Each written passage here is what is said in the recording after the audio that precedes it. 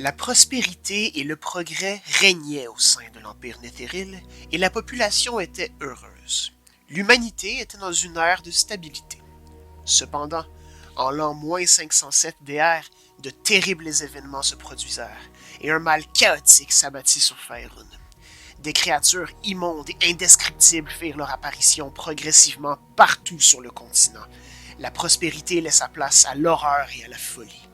Le ciel s'assombrit et son bleu habituel fut tranquillement remplacé par des étranges teintes multicolores, entre le violet, le noir, le vert, une couleur venue d'ailleurs que nul n'avait jamais vue.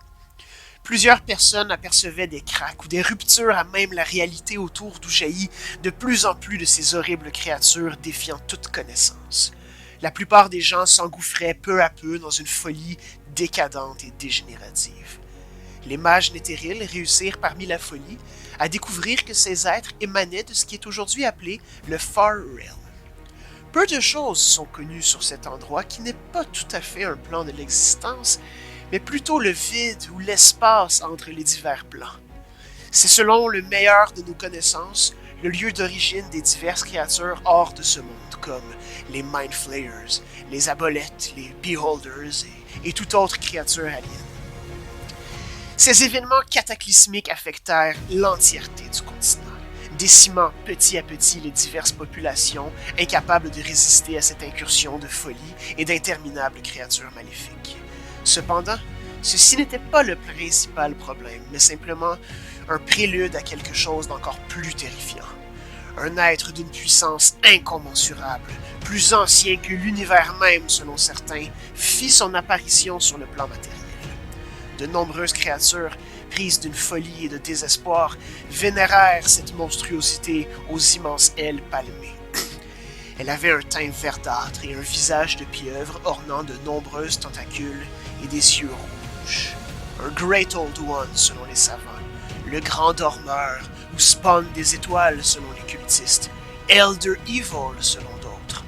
Son véritable nom est aujourd'hui connu, Cthulhu Fthang.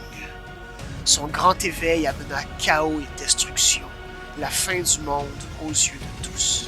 Cependant, parmi cette folie, un puissant archimage Netheril se distingua du lot.